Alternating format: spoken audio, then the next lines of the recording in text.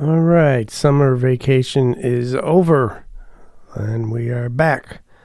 It is episode 30, and this is a strange summer for cross-country racing internationally. I think I don't like Olympic years as far as scheduling and attention to the certain races. So it's nothing too unusual. This is a very weird year. We got lots of other things to talk about, lots of interesting gear stuff. And of course, we'll cover some of this race action that just happened at the Olympics. I think it was quite interesting. So let's go. This is Short Travel Magazine. Short Travel Magazine.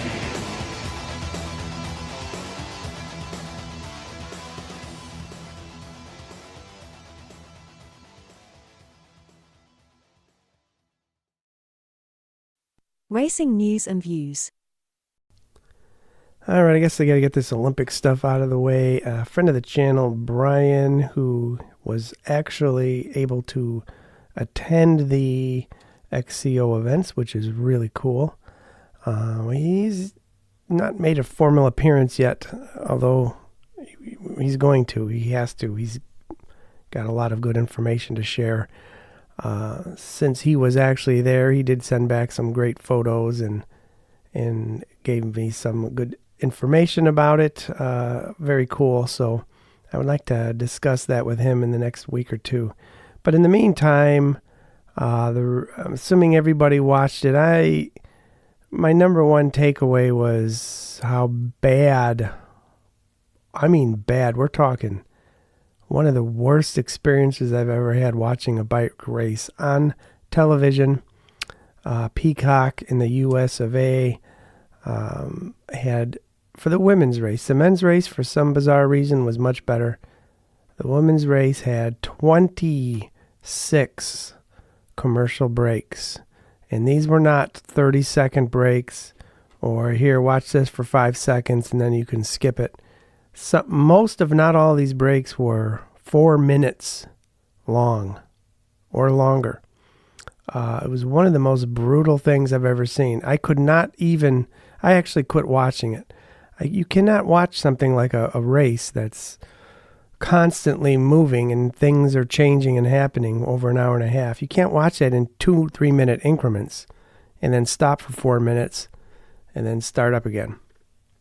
I just quit. I thought, maybe there's going to be a way to watch this without that type of constant distraction later. And I finally just kind of forwarded to the end and did my best. So I wasn't even going to watch the men's race. And for some reason, I highly doubt it was because of all the negative feedback I saw online immediately after the women's race. But the men's race only had like 5 or 6 breaks. They were extremely spread out, and they weren't that long, and it wasn't horrible. But aside from that, it pretty much went more or less how everybody imagined. Pauline, of course, didn't just win. She won by 3 minutes. We're talking 3 minutes. That's kind of insane at an Olympic race where everybody is supposedly at their absolute peak powers, if you will. Haley Batten really stepped up. She was the best of the rest, along with Rizved's only 6 seconds back. Puck was about 23 seconds, 30 seconds back. I'm not even going to go into detail about Puck's complaint about Haley not grabbing a bottle. I mean, what difference would that have made? Honestly, I'm very surprised her team even brought that up. As if winning a bronze medal in the Olympics because somebody didn't take a bottle in the tech zone would make you feel good or proud. It's a losing idea that you could complain about somebody breaking a rule such as that, and it's not even clear if that's a rule. She was fined $500 or something, but I mean, it wouldn't have made any difference anyway. So not that that's a reason to break rules. I'm not of that belief at all. But it just made her and her team look kind of like crybabies, and that's a shame because she's so young. It's like she's got three or four more Olympics if she wanted to give him another shot. So you just suck that one up and move on. But Evie Richards in fifth. I mean, kind of the usual. Samara Maxwell actually in eighth place was a kind of a surprise because she hasn't been, she's been visible but not at the front, and so that's cool. And Sevilla Blanc for the U.S. down in 12th, almost 6 minutes back. I think she'd be the first to tell you that is not what she was expecting.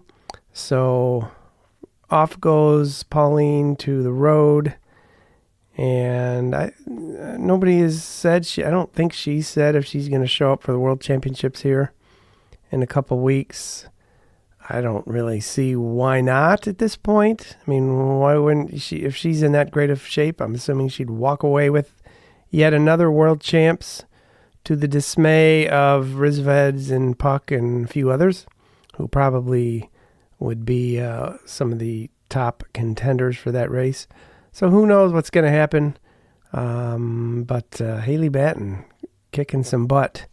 She looked really strong at the end there. I mean, I don't know what Pauline Ferrand-Prévot is doing to beat these other ladies by 3 minutes, but she did it. And that's probably the last we're going to see of her. I'm not 100% upset that she's leaving, to be honest with you. I just got kind of tired of these cherry-picking type results where you just disappear. It reminds me too much of what I'm not insinuating anything. I'm just saying what Lance Armstrong used to do for the tour every year, where he would just disappear, do his training, not do really any other races, and then show up at the tour, be better than everybody, kick everybody's butt, and go on. So it has that vibe where, I'm just going to go away and train by myself, show up, kill everybody else by 2-3 minutes, and then disappear again. And then, so I don't know. I don't like that. I kind of like the way, Alessandra Keller is doing it, and those type of riders, they just kind of pound it out all the time. So whatever. The men's race, of course, is not a whole lot different. Pidcock was without question the number one favorite due to his flat tire, of course, as we all know. Things got a little interesting there at the end. I thought it was a great last lap with Koretsky, and I think the Racer of the Week award would have been to Hatherley. He's really, this year has been his year. He's done great. Third place in the Olympics is nothing to sneeze at. It was kind of a weird race, though, if you look at the results.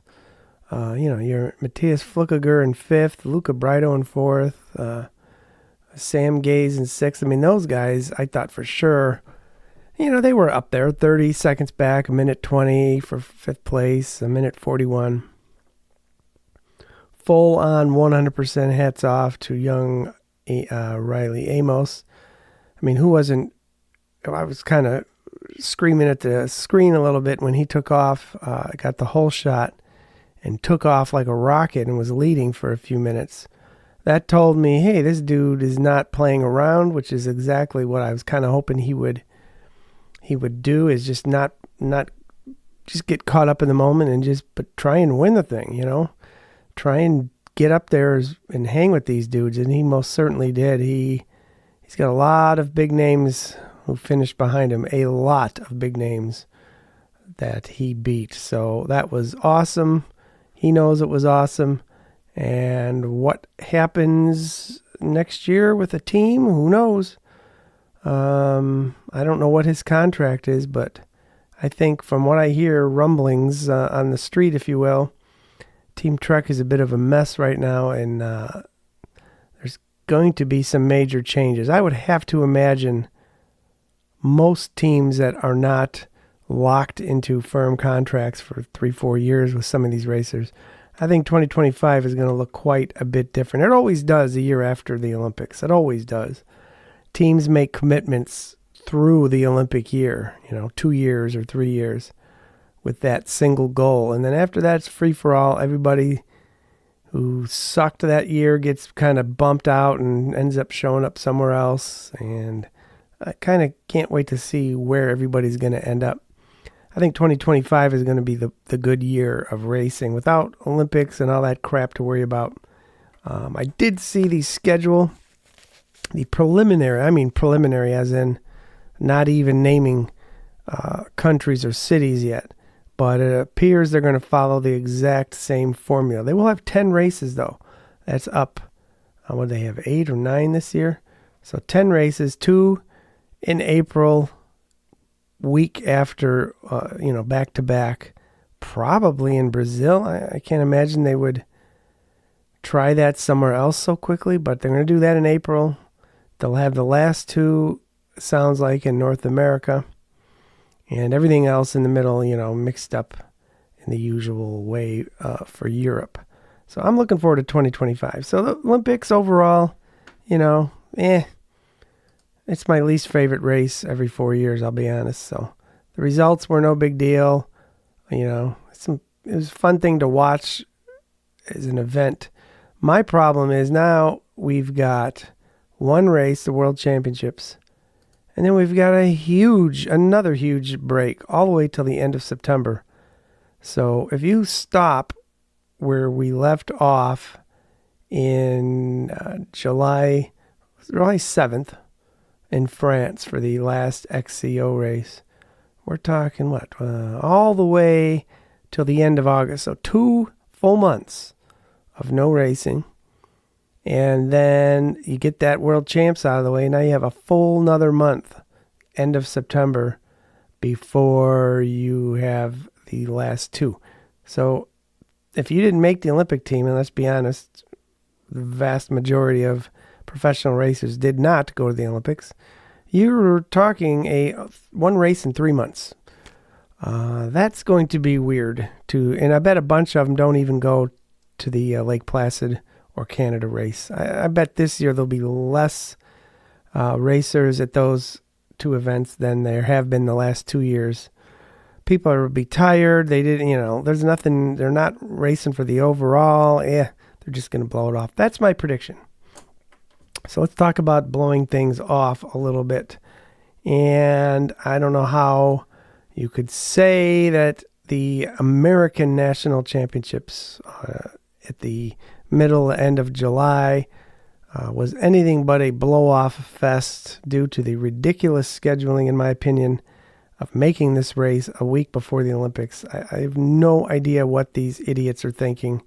Who do you think is going to show up at the national championships when the best racers are in the Olympics? We happen to have for men and women, we had, some of our best not some of the best racers in America were there.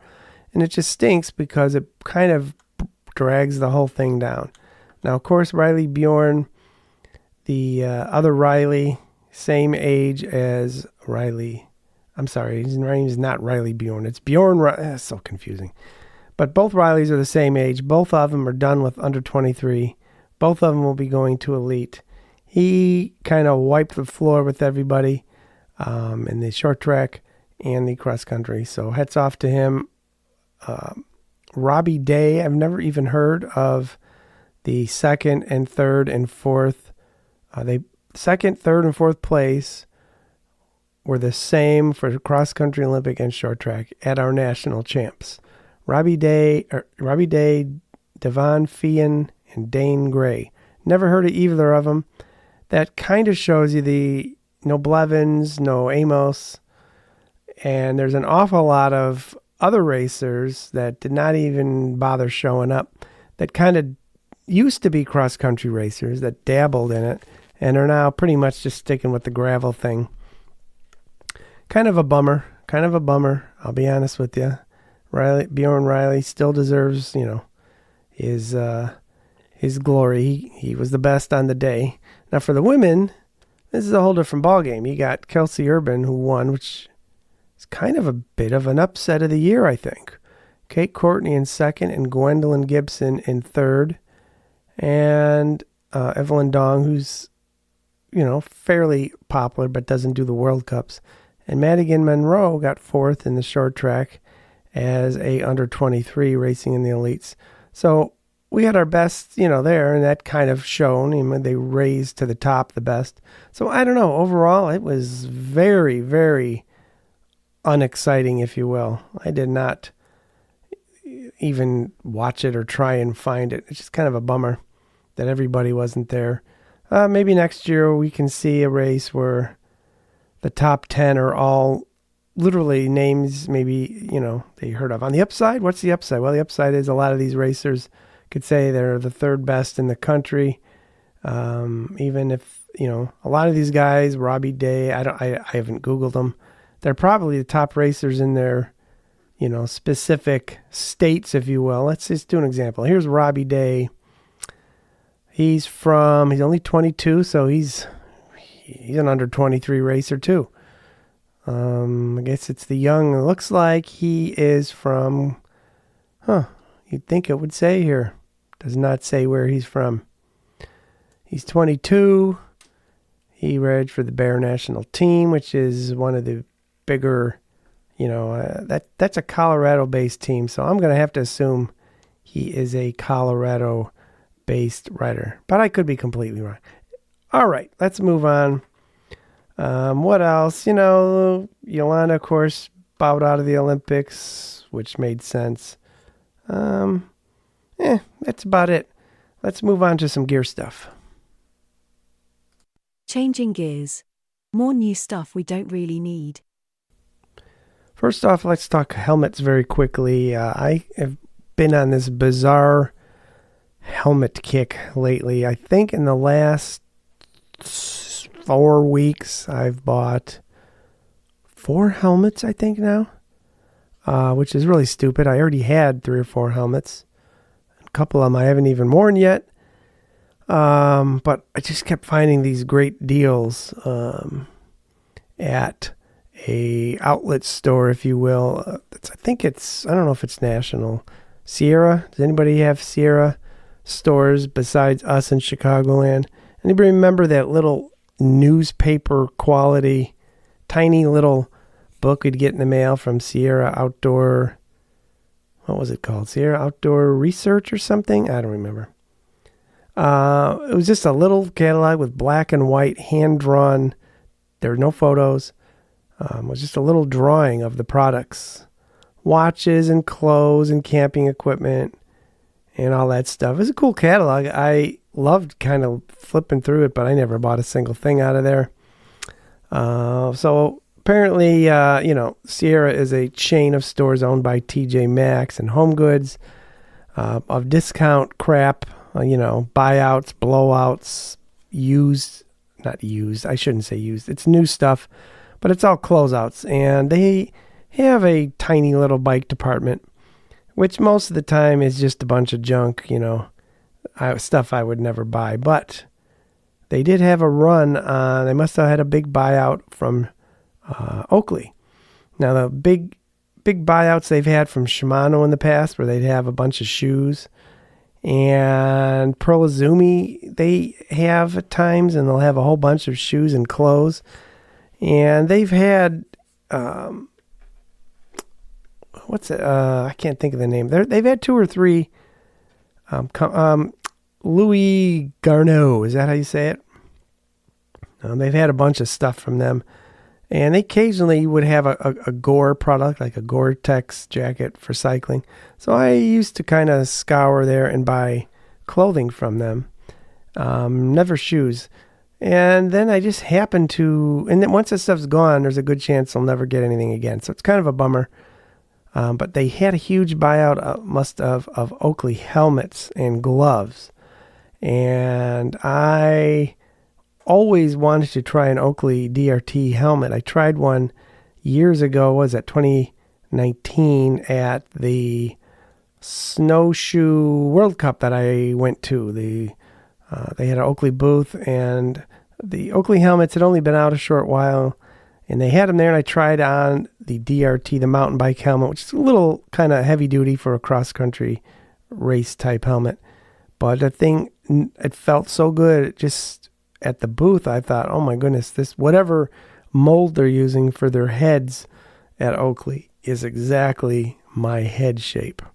But it's been now, 5 years since then, and when I saw them online, I was looking for something else, and I know what it was. They had just Oakley gloves. I really like, if you've ever seen Oakley cross country or mountain bike gloves, they're very thin, they're kind of understated, and they just fit me perfect. So they had a weird pair of green ones. I'm a sucker for green stuff, and I bought them. $12.99, brand new. I thought, wow, that's reasonable. Helmets and gloves seem to be my weak spot. I seem to buy way too many. And I get home, I thought, you know what? If they have those Oakley gloves, I wonder what they have on their website. Lo and behold, they had a huge selection of Oakley helmets. And the DRT3 and DRT5, the mountain bike helmets, they had for $59, including the top of the line 5, which was right around $200, even a little over $200. So I bought a few, not knowing sizes. I bought larges and mediums, and then returned the larges once I found my medium size was perfect. And then I was all set. I returned the ones I didn't want. And I went into the actual store the day I returned it, and lo and behold, they had a whole other batch of different colors right on the floor in mediums. So then I bought a couple more. And then I got to looking, I typed in Bell helmet. That's been my previous go-to. That shape of Bell helmets fits my head better than Giro or some of these other brands. And they had the exact helmet that I love and have been wearing in another color, so I bought one of those too. I think that was only $50. So I ended up, I've got I got 5 helmets now. 4 of them are brand new. Is that stupid? Yes, it is. But I've learned to say, when you find something with a reasonable price and it fits you, buy more than one, because now I'm never going to have to buy one for years. The whole thing started because I saw an article that said 3 to 5 years is the standard amount of time where you should be throwing away your helmets and buying new ones, even if you never had a crash. So is that true? I don't know. I wore helmets more than 5 years. They were pretty gross and had a lot of sweat and grunge in them, but I just wore them on the worst, hottest days since they were going to get crapped up anyway. So I don't know. So look at your helmet date. I actually put a little sticker on the inside of my helmets with the dates so that I will know for sure when I started wearing them. I don't think that's an area where I necessarily want to play around with. 3 to 5 years seems good. If I still have a helmet after 5 years, I might very well consider getting rid of it and using one of my many backups. So there you go. Actual news. That's nothing to do with news. Gear news. SRAM S1000. Okay, everybody, as you've seen this, it's the cheapest OEM level of the Axis transmission stuff. Boat anchor, cassettes. I don't know. They're going to end up putting that, of course. I think we already discussed it, did we? They're going to put these on $8,000 bikes, having this really cheap low-end stuff. So that's always fun to look forward to. Schwalbe, of course, has a new... Man, if you know how much money and time and engineering has went into the Presta valve in the last few years, everybody and their brother says, I got a better way to do these Presta valves. This is a better way. It sticks up, 4 inches off your wheel. You have to turn this sideways. You have to do that. What's wrong with just using regular Presta valves? I'm cool with innovation, but Schwalbe's new Presta standard, of course, requires a new pump. What do you call it? The little doohickey that you snap on. You're supposed to use a new head on your pump hose for that.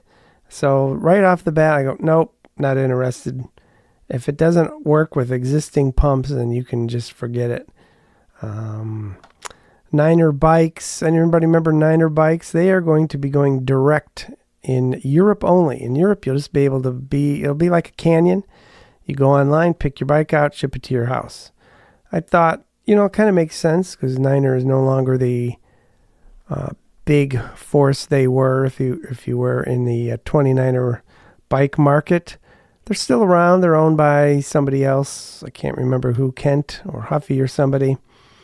And not in the U.S. though. In the U.S. it seems like they're sticking with their normal dealer-based sales method. So that's interesting. I wonder if they're going to end up being all direct like Canyon soon enough. Speaking of Canyon, they come out with cross-country shoes, the Temper, T-E-M-P-R. And this one is a head scratcher. Of all the things Canyon is about, bikes, why do they need to jump into the $300, $400 shoe market? I don't know. I don't really know. And the reviews have not been 100% positive, to be honest with you. So that's a head scratcher. Maybe somebody just wanted to do it for fun, but who's going to be seeking out Canyon shoes? I don't know. The other head scratcher, the new Top Fuel from Trek came out. This, of course, caught my eye because I have been riding a Top Fuel from 2016. Still riding it. It's still my only main bike. So every year, when they come out with another one, I think, oh boy. And of course, it's got more travel. It's more of this, more. Everything is more. Every time they come out with a bike, it's like cars.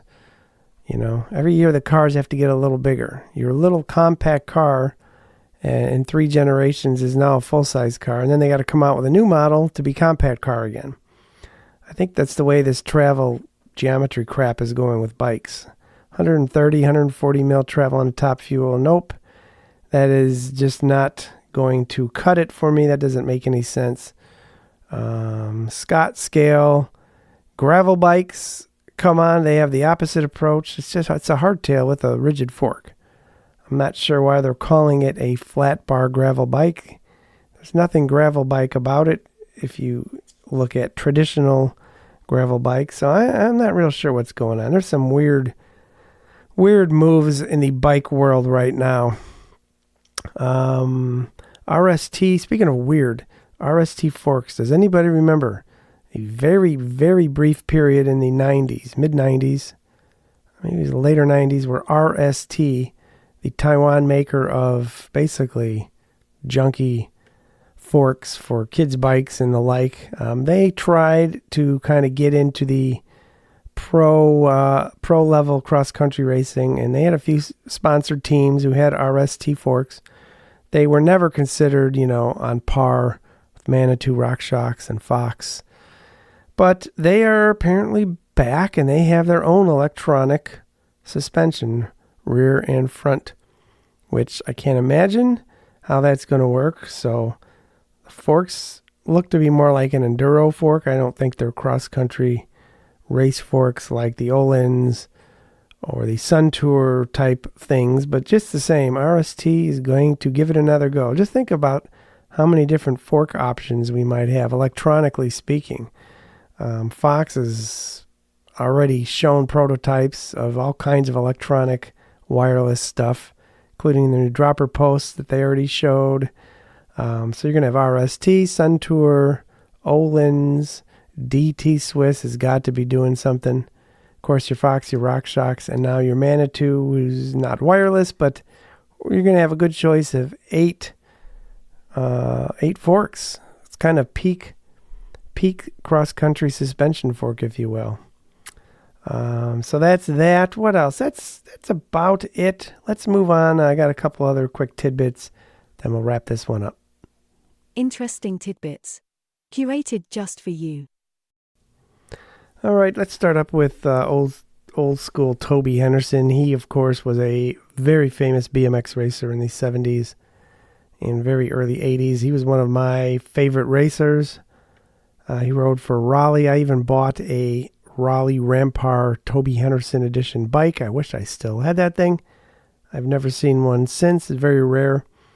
And he, of course, switched over and did some dual slalom and downhill racing in the very early 90s. And then, of course, he went on to found Box Components and is still popular in the BMX world. And you've seen those cheap 9, 10, 11 speed, whatever, Drivetrains he's been pushing for years. You don't hear much about him anymore. They are still around, but I think he's kind of settled back into the BMX world. So there was an article, like an old interview talking about the old days for him, and the topic of salary came up for what he was making in the early 90s. Now, he was not John Tomac, Ned Overend level, really. He was, around. He had some pretty good results, but he didn't dominate, like those guys did for a few years. He claimed, I believe, and my memory is already in a week or two since I read this, I believe he said $400,000 was his salary, which this would have been in 1992-ish, 2 to 96 maybe. That is an insane amount of money for somebody coming out of the BMX world. So if that's true, that just tells you how much money there was at the peak of this mountain bike stuff. Because back in the 90s, before the Olympics, sponsors were flooding into the mountain bike world. A lot of it going to the cross country. That was still the kind of the dominant form of mountain biking. So that's insane if you think about it. Speaking of salary, of course, Tom Pidcock is reported to be the second highest professional cyclist right now. Excuse my phone ringing. Why is somebody calling me right now? Go away. And he, was a mountain bike racer part-time, if you will. So old Pidcock cleaning up at the bank. He's higher paid than Vanderpool, supposedly, which is interesting. So that's kind of cool. They had, by the way, Tour de France talk. If you don't like the road stuff, plug your ears. That was one of the lamest Tour de France's I've ever seen, and I've been watching it for 30 years. That was terrible. Vanderpool didn't do crap. Pidcock didn't do crap. So let's move on. Gunrita Dalle Flecha. Is that how you say her name? It's a great interview with her on Pink Bike. I highly recommend you, if you didn't already, check that out. Check it out, because I always thought she was the greatest. She's Nino level.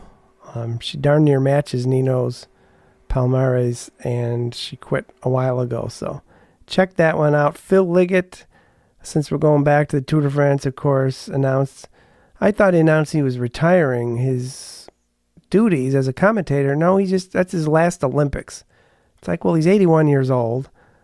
Who cares? I mean, nobody probably expected him to still be doing it at 4 more years anyway. So that was kind of a weird thing. And lastly, for tidbits, a sad story out of the National Downhill Championships. Scott Huntley, great rider, passed away during the race. He died hitting apparently a tree at serious speeds, and died from his injuries after they took him to the hospital. So these are the type of things. And of course, if you read the forums, I think it was the Pink Bike forum on this one, not MTBR. Some of the things that were being said about, these things about the safety, and there's no padding on the trees, and all these other things that usually come up after something like this happens. It just reminds, of course, everybody that what we do on a bike, it's probably not the safest thing in the world, but it's certainly a reason I don't do downhill type riding or enduro racing. Even normal cross country is starting to push my limits as to what I want to what type of situation I like to be comfortable in. So I'm 56. Some of these downhills that I've done in these cross country races last year or two gave me the willies, I'll be honest. A couple of them I just jumped off and kind of climbed down or climbed over. I thought there's absolutely no reason I need to go flying over the bars at my age when I'm in the middle of the pack or worse. So it was one of those things you just kind of just a bummer to hear that somebody, I don't care if you're a good rider, bad rider, it just sucks that you go to a race like that and that's it. Interesting. He built the wheels at Pidcock, and Pauline used the Olympics. He apparently was a wheel builder for one of those companies on the East Coast there. I can't remember the name. With the bird spokes. So that's true, if he was a wheel builder, that at least is a pretty cool claim to fame that he had. And rest in peace, Scott Hundley. Hopefully that's the last time we have to talk about that type of a thing. And maybe, if anything, these I'm not putting it on the race directors and stuff. These are accidents, but maybe, something good might come of it, and something else prevention-wise may prevent somebody else from dying doing what they love like that. And that is about it for now. I want to go back to I'm going to start doing these weekly, because things are going to start picking up for the end of the year, and we'll go from there. So hope to talk to Brian soon and get some first-hand insight into the Olympic. I don't care about the race itself, just the experience of being there and going to the race. And we'll see what he can contribute. I think it'd be pretty interesting. All right, talk to you soon. Thank you ever so much for listening to Short Travel Magazine.